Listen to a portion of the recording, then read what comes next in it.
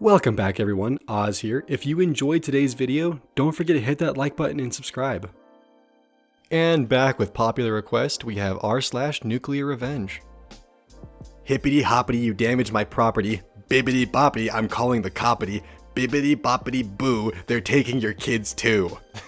This happened shortly after college. My mom is a retired disabled woman who now owns her house on a quiet residential cul-de-sac. She has lived there longer than anyone else. Her neighborhood has designated parking spaces at the end of the cul-de-sac, all with the addresses of each house painted in the parking space. My mom doesn't get out much, so I use her designated parking space. At the time, we lived in the same city and I visited her weekly to bring groceries, fix broken things, cook for her, etc. My mom parked her car in the backyard of her house since she went out so little. Mom kept busy by gardening or baking/buying cookies for the children on the street. Mom's neighbor, Ivy, never parked well. Whenever I stopped by, her car was always parked so close to my car that I had to park on the curb. I wouldn't have cared about Ivy's piss poor parking, but for two things. She had 4 or 5 kids and had parties almost every weekend, leaving trash in my mom's yards. 2. I loved my car, a 2016 metallic ice blue Dodge Challenger Hellcat. Oof. The first car I had ever purchased brand new. I washed that car once a week, detailed the interior, and had rules against eating, drinking, or even leaving trash in my car. It was my pride and joy.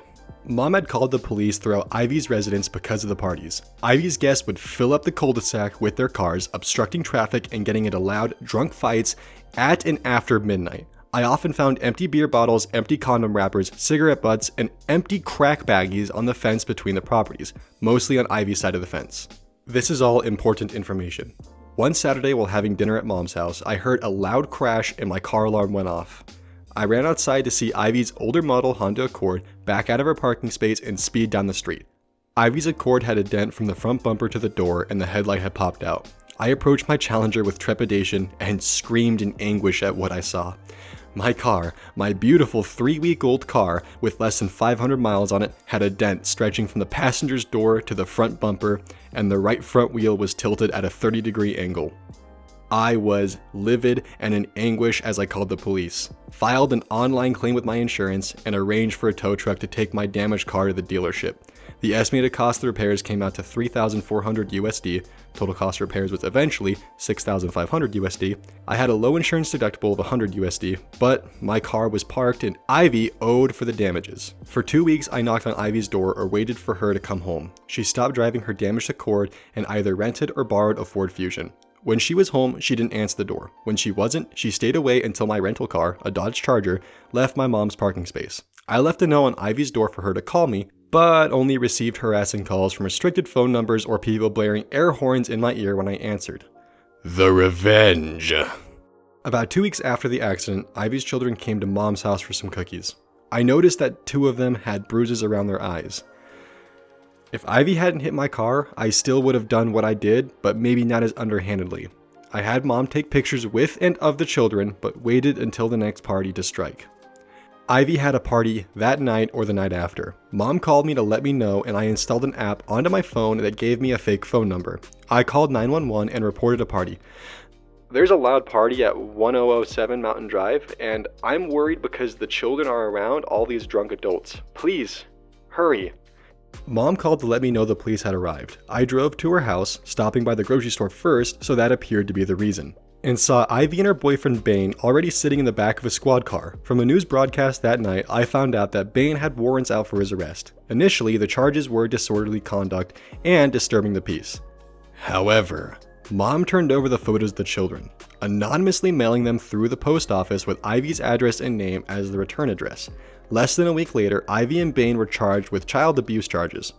I think Bane was charged with more severe charges as well for abusing Ivy's daughter. Either way, the children ended up in foster care and Ivy and Bane ended up in prison. Dude, I want to know what field this dude went into to be able to afford a freaking Dodge Challenger Hellcat at a college. Like, seriously, man. Like, what do? Do you just go into debt for fun or what? I mean... Anyways, now that I finished my little rant here, I'm going to read the too long didn't read for this post because boy is it brilliant. My car was hit by such a foul witch. Being a pro, I played a snitch. Her children had bruises, she had no excuses. My plan went well, no hitch.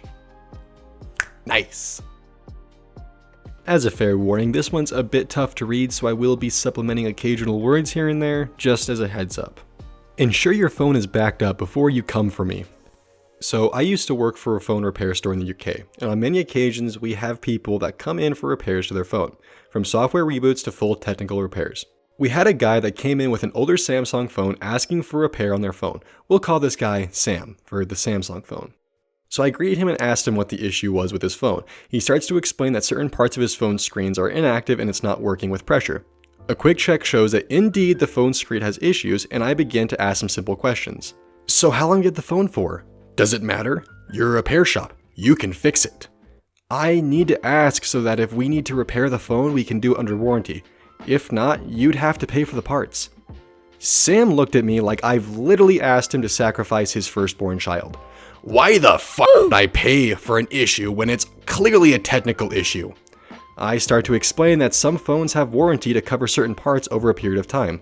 He is not having it. I don't know, but as a customer of Samsung for 10 years, I think I should have this done for free. I'm really sorry, but it doesn't work that way.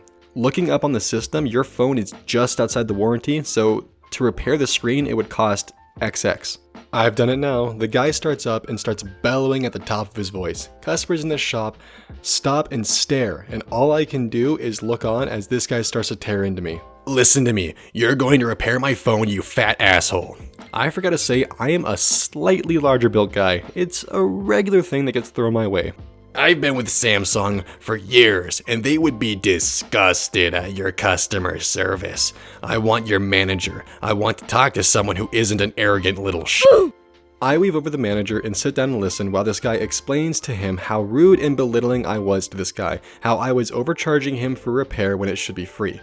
The manager knows this isn't me and tries to explain the procedure. The guy full-on screams at the manager and causes such a scene that other customers turn and walk straight out. This guy is going to cause us to have no customers left. The manager calls head office and explains the situation. As a goodwill gesture, they will allow us to repair the phone for free. The manager lets the customer know and he sits down, happy with himself. I have to sit and watch Sam smugly sit with the manager and tell him that they should employ better customer service employees while booking in the phone. I'm on the verge of tears and begin to serve the other shocked customers in the store. My manager asks the guy if he's backed up his phone, as part of policy for repairs is the phone be cleared. I brace myself as Sam suddenly rears up again.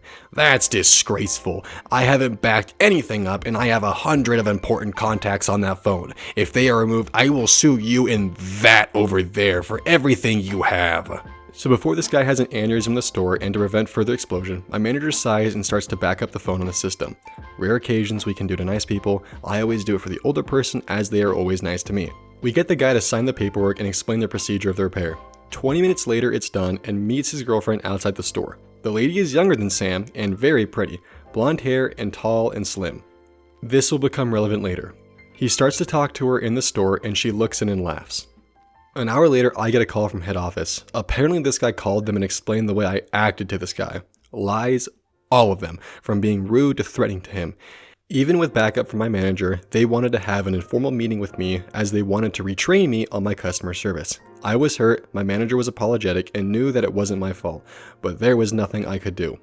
I'm not the person who is malicious or angry, but this was just unfair. When I left the repair shop, my manager explained that this guy told a lot of bullcrap about what I said to him, and his wife backed him up despite not being there. There were no cameras in the shop part where I work, so they couldn't verify if the woman had been there.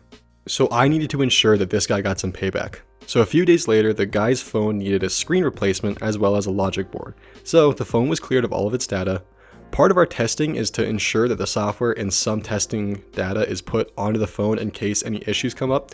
I start the process and begin to back up the phone as well as update the data. I thought to ensure that it wasn't something on his phone which caused the issue.